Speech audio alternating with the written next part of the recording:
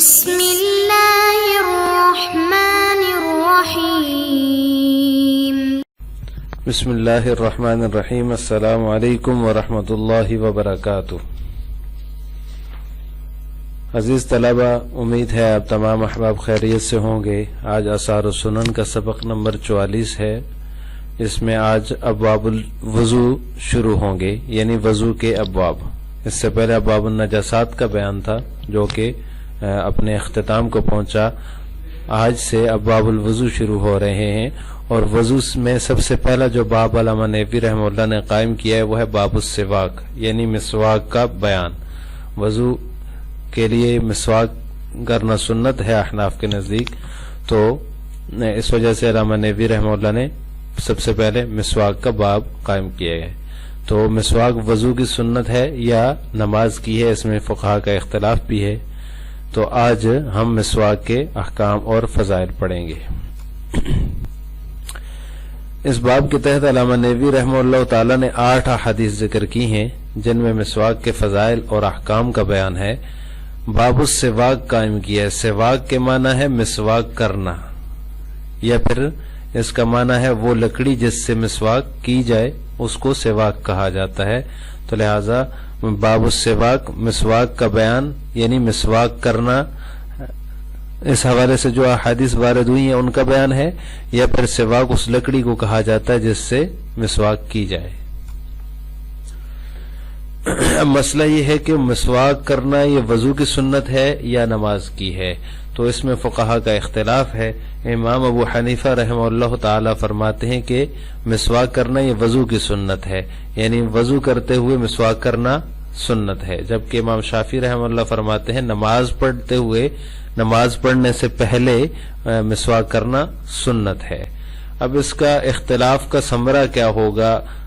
تو اس کا ثمرہ یہ ہے کہ کسی نے اگر وضو کے ساتھ مسواک کر لی، وضو بناتے ہوئے اس نے پہلے مسواک کی، پھر اس کے ساتھ وضو بنایا، پھر نماز پڑھی، اور پھر اسی نماز سے کئی اور نمازیں بھی پڑھی، یعنی ظہر کی نماز کے لیے اس نے وضو کیا اور وضو کرتے ہوئے اس نے مسواک کر لیا، اب اسی وضو سے وہ عصر کی نماز بھی پڑھ رہا ہے، مغرب کی نماز بھی پڑھ رہا ہے، تو ہر نماز کے ساتھ اس کو مسواک کا اجر ملے گا، کیونکہ احناف فرماتے ہیں یہ وضو کی سنت ہے، اس نے وضو کے ساتھ کر لی ہے تو ہر نماز کے ساتھ اس کو جیسے وضو کا ثواب ملے گا ایسے مسواک کا ثواب بھی ملتا جائے گا۔ لیکن امام شافعی رحمہ اللہ تعالی کے نزدیک چونکہ یہ نماز کی سنت ہے تو اس نے جو پہلی نماز پڑھی ہے تو مسواک کا اجر اس پہلی نماز کے ساتھ ہی اس کو ملے گا۔ اگر اسی وضو سے وہ آگے عصر کی نماز پڑھ رہا ہے، مغرب کی پڑھ رہا ہے، عشاء کی پڑھ رہا ہے، تو دیگر نمازوں میں اس کو مسواک کا اجر اور ثواب نہیں ملے گا۔ کیوں؟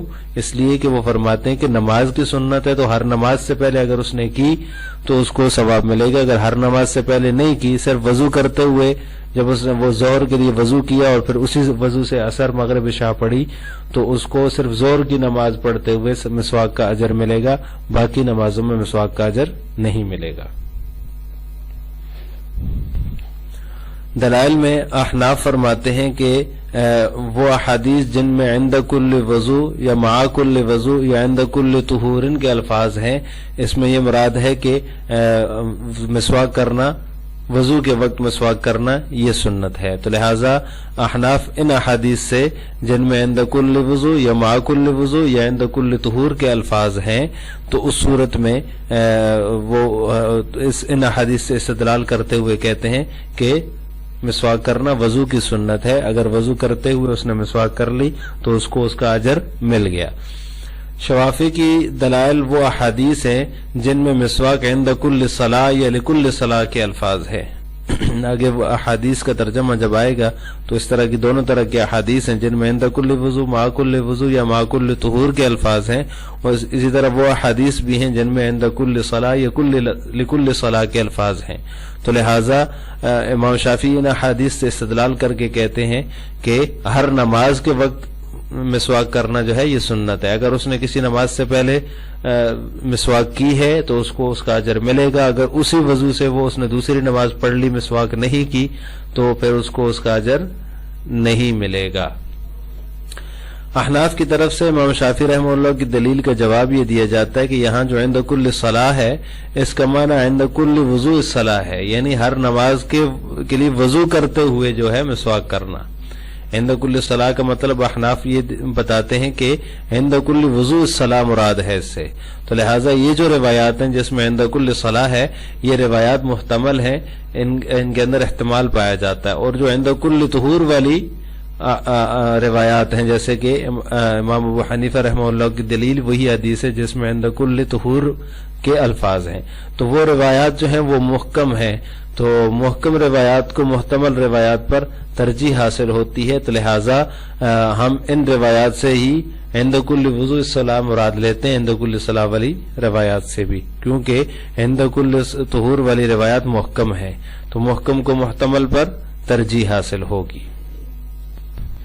ابواب الوضو، وضو کے ابواب، باب السواک، ان میں سب سے پہلا جو باب ہے وہ مسواک کے بارے میں ہے، یعنی مسواک کا بیان ہے۔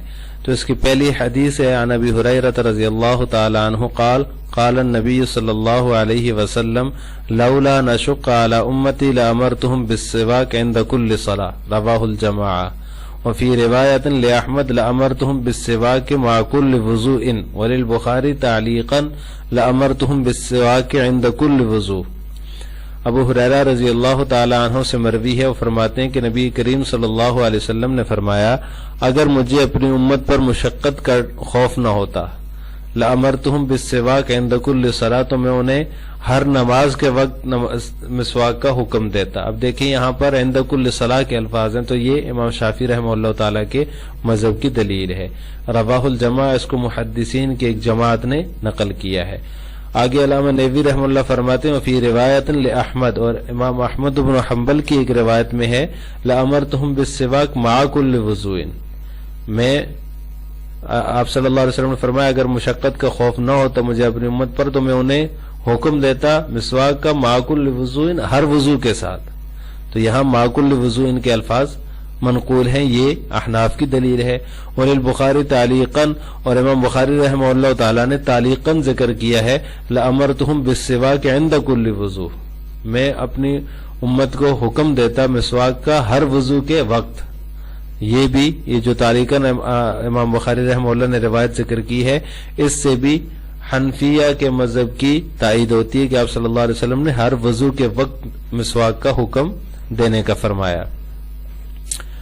دوسری حدیث ہے وعنہ رضی اللہ تعالی عنہ انہ قال لولا نشق علی امتی لامرهم بالسواک مع كل وضوء، رواہ مالک واسنادہ صحیح، انہی سے مروی ہے، یعنی حضرت ابو ہریرہ رضی اللہ تعالی عنہ سے مروی ہے، وہ فرماتے ہیں لولا ان یشق علی امتی، اگر مجھے ان پر مشقت کا ڈر نہ ہوتا، یعنی کہ اپنی امت پر، لامرهم بالسواک، میں ان کو حکم دیتا مسواک کا مع كل وضوء، ہر وضو کے ساتھ۔ رواہ مالک، اس کو امام مالک نے روایت کیا ہے اور اس کی سند صحیح درجے کی ہے۔ یہاں پر بھی دیکھیں مع كل وضوء، یہ احناف کی دلیل ہے، ہر وضو کے ساتھ آپ صلی اللہ علیہ وسلم نے فرمایا کہ میں ان کو مسواک کا حکم دیتا۔ تیسری روایت ہے وعن عائشہ رضی اللہ تعالی عنہ ان النبی صلی اللہ علیہ وسلم قال السواک مطہرۃ للفم مرضات للرب، رواہ احمد والنسائی باسناد صحیح والبخاری تعلیقا۔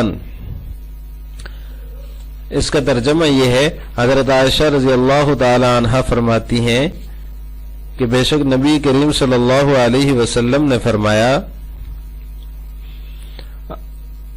السواک مطہرۃ للفم، مسواک جو ہے منہ کے لیے پاکیزگی کا سبب ہے،